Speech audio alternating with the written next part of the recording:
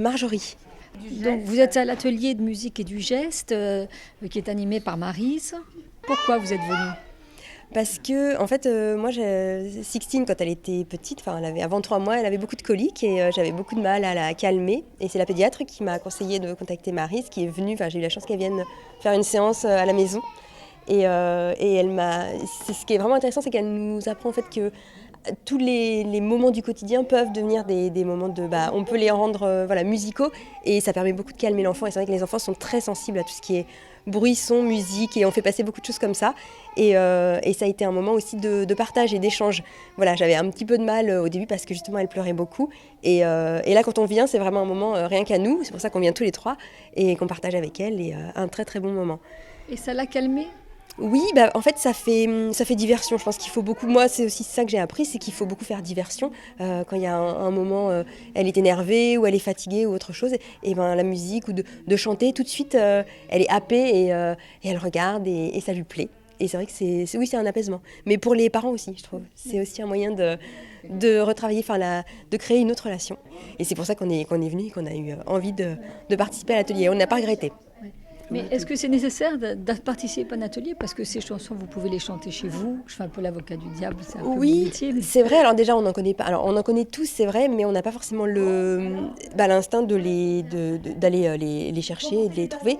Et c'est vrai qu'elle nous rappelle régulièrement que une marche, tout peut être prétexte à un balancement, à retrouver la musique dans tout ce qu'on fait, en fait. Et c'est ça qui est bien. Je pense que c'est des choses qu'on peut faire, mais il faut nous le rappeler. C'est une heure un moment suspendu qu'on partage et c'est vraiment à ça que ça sert aussi. Ouais. Et de partager avec les autres aussi, c'est ça qui est vraiment intéressant. Olivier. Alors Olivier, vous êtes venu à l'atelier. Qu'est-ce que cela vous apporte cet atelier? Alors on est venu avec Pierre-Antoine, donc, qui est notre fils qui a 16 mois. Et puis aujourd'hui, j'ai été accompagné par sa grande sœur Anna. Voilà, c'est un moment privilégié parce que ça nous permet de partager...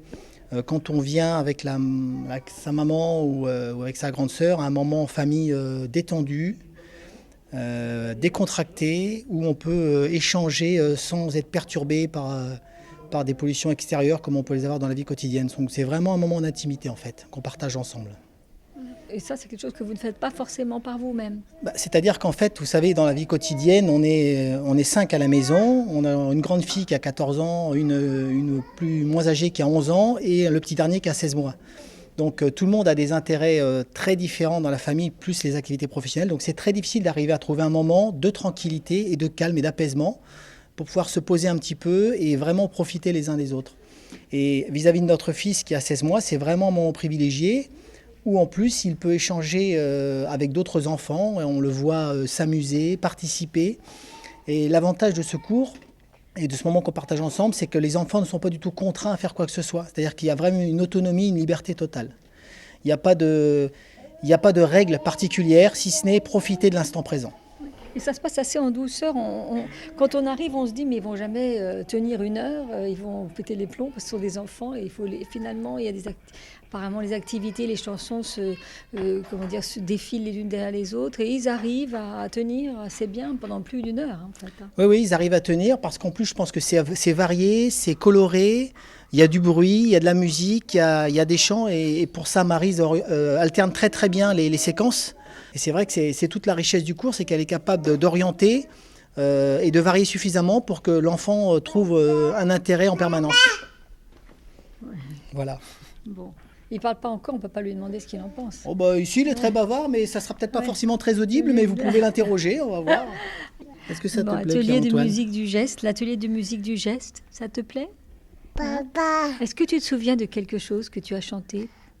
La la la la la la. Alors les petits poissons dans l'eau, il s'en souvient très très bien. Je parle pour lui parce que encore une fois, c'est la berceuse qu'on utilisait depuis sa naissance quasiment pour l'endormir le soir. Donc on a vu tout de suite avec Maryse qu'il a été réactif parce qu'il est allé faire des câlins tout de suite.